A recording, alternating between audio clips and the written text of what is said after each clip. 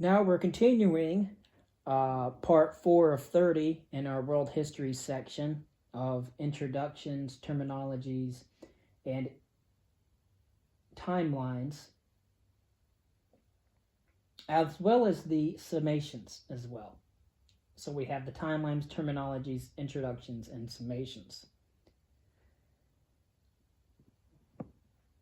Starting in the year 1792 BCE, the Code of Hammurabi was written.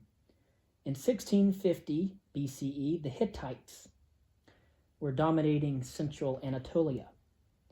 From 1550 to 1068 BCE, Egypt in Africa, the northern part, dominates the Near East. In the year 1400, we have the earliest possible date for the birth of Zoroastrianism. Again, that was used by the Persian Empire, and many religions were used by many leaders to unify, strengthen, and to consolidate their empires. In 1258 BCE, the Hittites and the Egyptians both signed what is called the Egypto-Hittite Peace Treaty, and that was a peace treaty that was signed by both the Hittites and the Egyptians in the year 1258 BCE. In the year 1200 BCE, the Iron Age began in the Near East, the use of iron being able to proliferate the area geographically. In 670 BCE, we have the height of the Neo-Assyrian Empire, or the New Assyrian Empire, which we will discuss later. In 597, the Babylonian exile of the Judeans begins. In 559, however, Cyrus the Great is ruling Persia, and by 550 BCE, the New Babylonian Empire, the Neo-Babylonian Empire, controls much of the Near East. In the year 484 BCE, about 500 years before the life of Christ, Herodotus, the historian of the West, is born. And of course, as we know, the historian of the East, and we'll go into that later. Concerning the terminology, the Babylonian exile is the deportation of Judeans to Babylon after the fall of Jerusalem. Chattel slavery is a form of slavery in which one person is owned by another as a piece of property. And of course, there were different types of slavery and servitude, not only in the Western world, but also the Eastern world as well. And we'll go into different forms of slavery and servitude as we go through these talks. The Exodus was known as the mass migration of the Hebrews out of Egypt, and it was under the leadership of a man named Moses.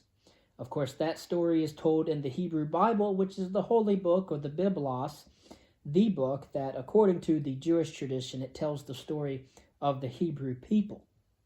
The Iron Age, of course, is the period beginning around 1200 BCE, and it's when iron became the preferred material for manufacturing tools as well as weapons. And then we have the kings, a line of kings that ruled the new kingdom of Egypt following the reign of Ramses I. And that is the Ramesside kings. A satrapy is simply just one of 20 governing districts in Persia administered by royal governors called satraps, who answered directly to the king. And of course, that was put into place by King Darius.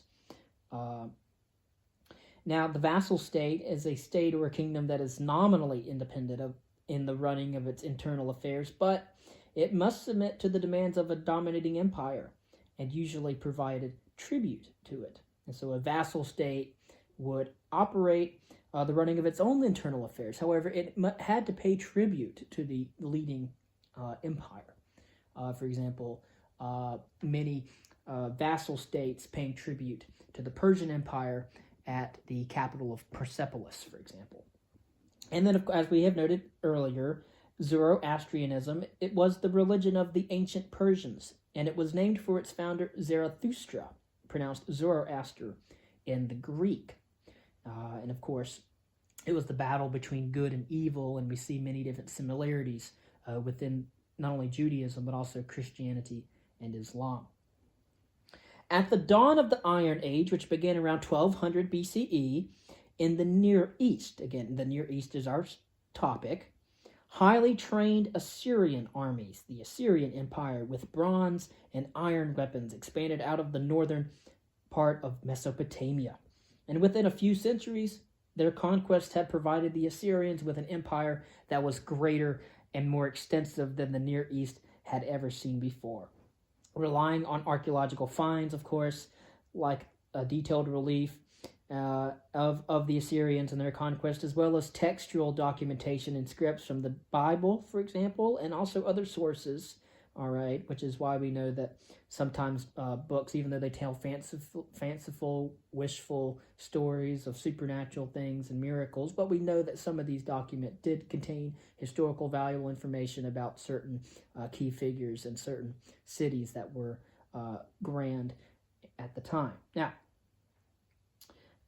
we have been able to piece together the history as historians of this once mighty state.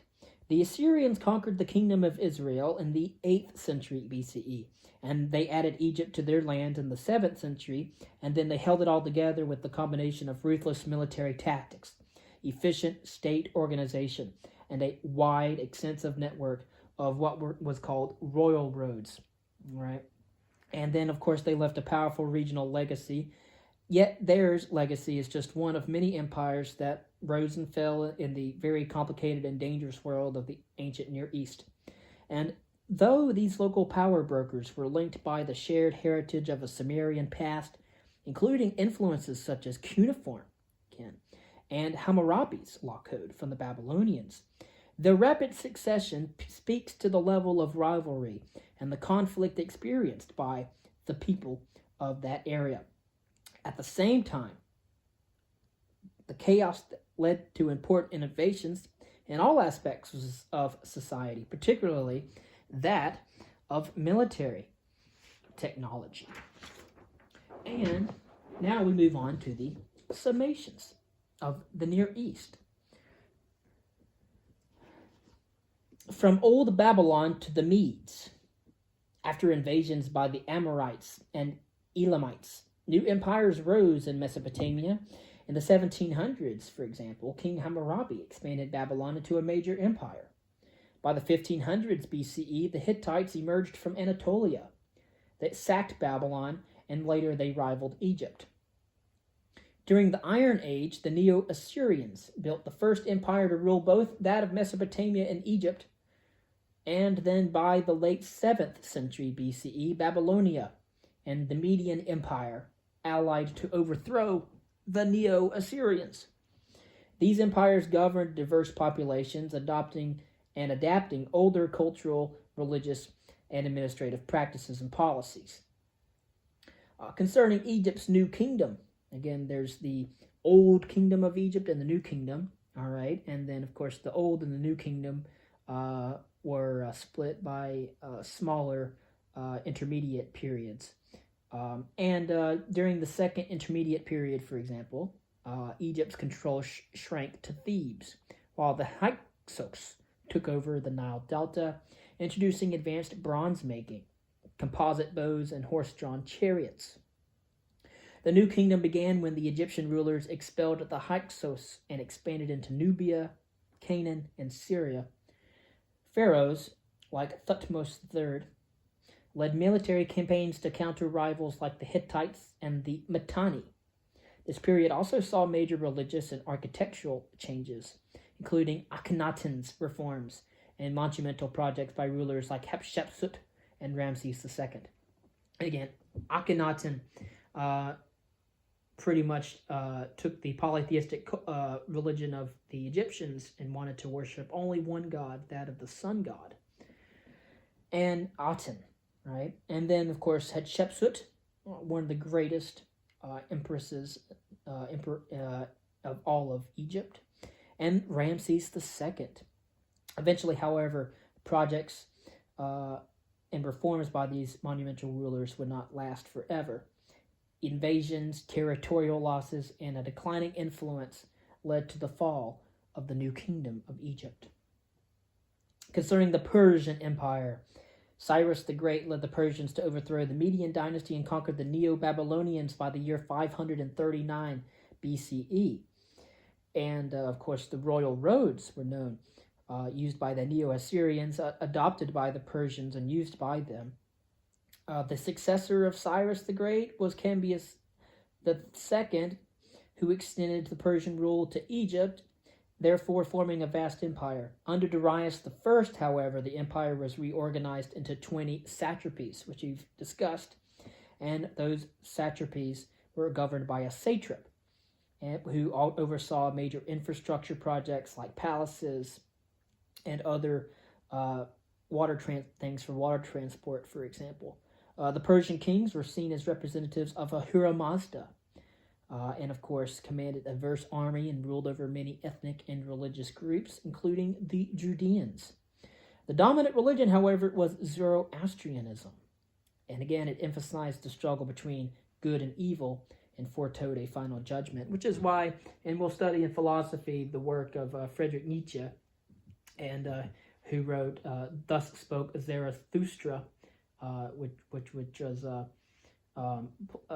philosophical treatise on with a character named by the god of the Zoroastrians. And then he also wrote another book titled Beyond Good and Evil as well, which kind of has the same sort of overtones.